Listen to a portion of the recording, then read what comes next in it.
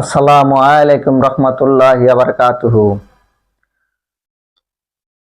গভীর শ্রদ্ধার সাথে আমাদের একাত্তরে যেই ভাই এবং মা বোনেরা শহীদ হয়েছে, রক্ত দিয়েছে এবং 24-এ যারা রক্ত দিয়ে পঙ্গুত্ব বরণ করে চক্ষু দৃষ্টি হারিয়ে আমাদের এই স্বাধীনতার সুফল, স্বাধীনতার সুঘ্রাণ, স্বাধীনতার পতাকা একদম মুক্ত করে দিয়েছে, তাদেরকে লাল সালাম।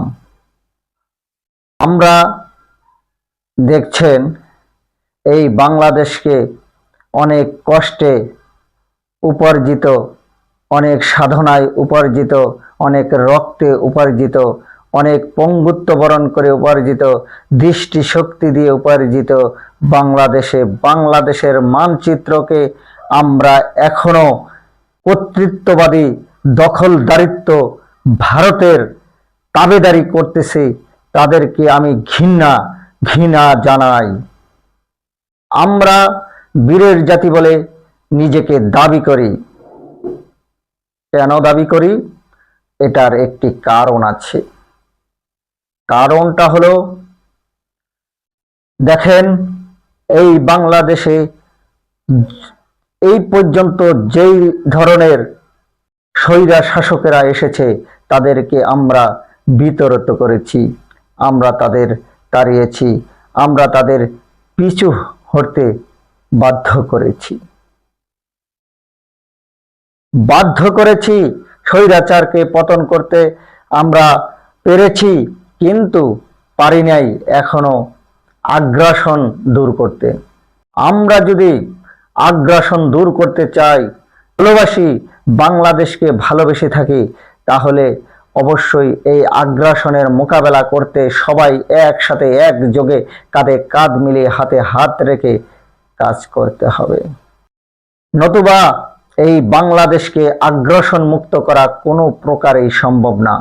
বিগত ফ্যাসিস্ট আমলে আমরা দেখেছি আমাদের যে সীমান্তে হত্যা চলেছে, গুলি করেছে, নির্যাতন করেছে, কিন্তু বাংলাদেশের যেই সরকার ছিল, ফ্যাসিস্ট সরকার ছিল, তার কোনো পদক্ষেপ গ্রহণ করেনি। নিচু করে তারপর যখন আমরা একটি বিপ্লবী সরকার প্রতিষ্ঠা করেছি, ডক্টর ইউনূস সরকারকে, কিন্তু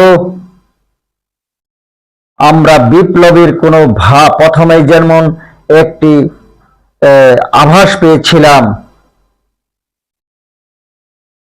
এখন তা দমে গেছে।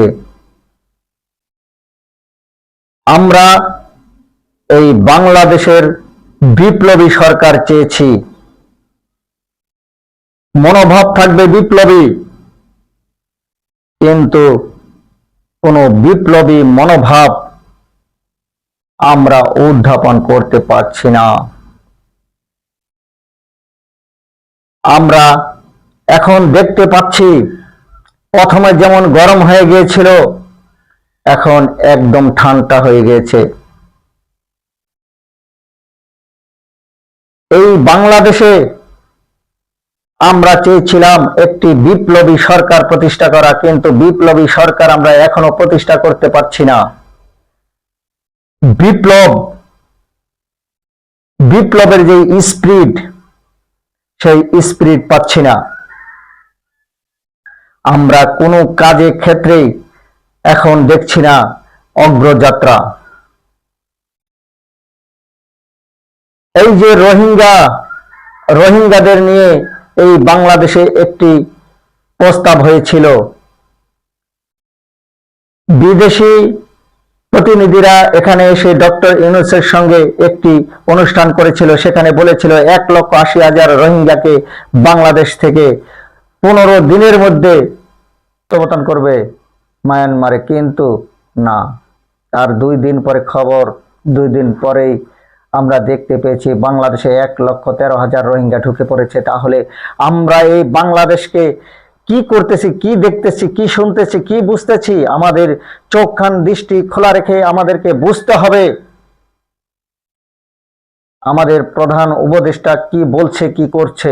আমরা এই ইউনূস সরকারকে যেহেতু প্রধান উপদেষ্টা হিসাবে রেখেছি, উপদেষ্টা হিসাবে বসিয়েছি, আমরা ওনার সম্মান নিজেরই, আমরা ওনাকে অবশ্যই সহযোগিতা করব, কেননা আমরা ওনাকে ভালোবাসি। ডক্টর ইউনূসকে ভালোবেসে আমরা তার স্থানে তার যেই পদমর্যাদা দিয়েছি, অবশ্যই ভালো না বাসলে বাংলার মানুষ তাকে তার পদবি দিত না, পদমর্যাদা দিত না, তাকে একটি ভালো জায়গাতে বসাইতো না। সর্বশেষে একটি কথাই বলি, আমরা